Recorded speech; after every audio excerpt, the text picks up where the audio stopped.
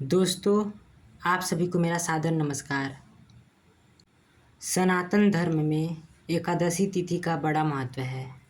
भगवान विष्णु को समर्पित एकादशी तिथि के दिन व्रत रखा जाता है और लक्ष्मी नारायण भगवान की पूजा की जाती है। हर महीने 2 एकादशी तिथि आती है, जिनमें एक कृष्ण पक्ष और दूसरी शुक्ल पक्ष में आती है। अभी भाद्रपद मास का कृष्ण पक्ष चल रहा है और इस पक्ष की एकादशी तिथि को अजा एकादशी के तौर पर जाना जाता है। अजा एकादशी का व्रत रखने से न सिर्फ रोग दोष दुख दर्द दूर होते हैं, बल्कि जीवन में सुख समृद्धि भी आती है। ऐसे में आइए जानते हैं अजा एकादशी व्रत कब है और इसका क्या महत्व है। अजा एकादशी का शुभ मुहूर्त कब है, चलिए जानते हैं कि अजा एकादशी का शुभ मुहूर्त कब पड़ रहा है। अजा एकादशी साल में आने वाली 24 एकादशियों में विशिष्ट स्थान रखती है। भाद्रपद मास के कृष्ण पक्ष की इस एकादशी तिथि पर व्रत रखने और भगवान विष्णु की पूजा करने का विशेष फल मिलता है।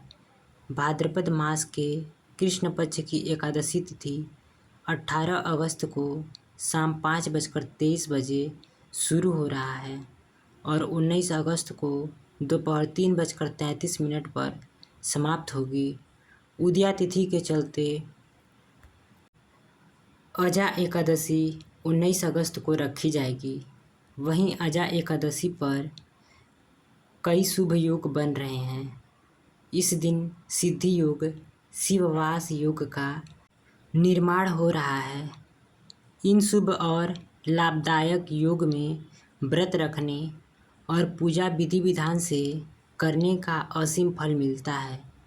अजा एकादशी व्रत का पारण कब करें, चलिए जानते हैं अजा एकादशी का पारण किस समय और कब करें।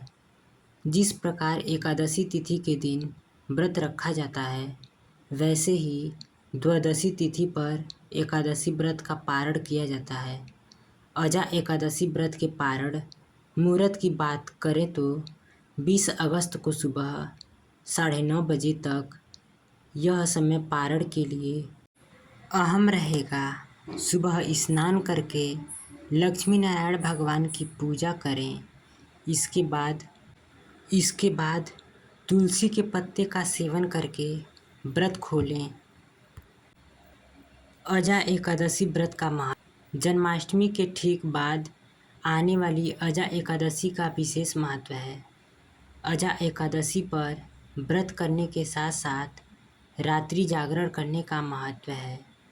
इस दौरान भगवान विष्णु के नामों का जप करने से दुख दर्द दूर होते हैं, पाप से मुक्ति मिलती है और हरि कृपा की प्राप्ति होती है।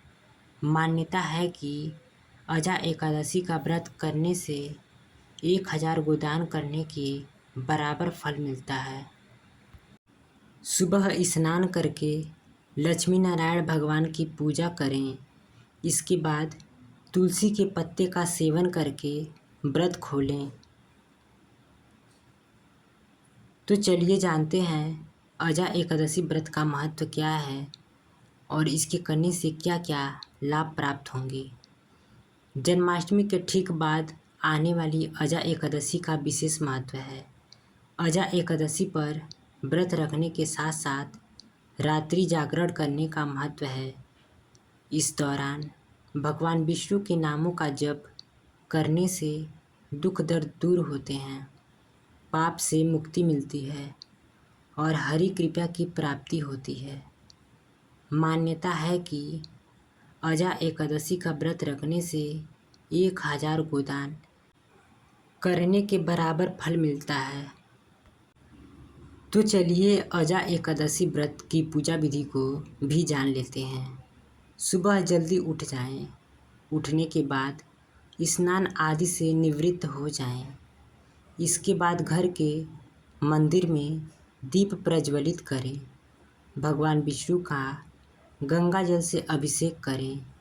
एक छोटी चौकी पर पीला वस्त्र बिछाएं। अब इस पर लक्ष्मी नारायण की प्रतिमा स्थापित करें।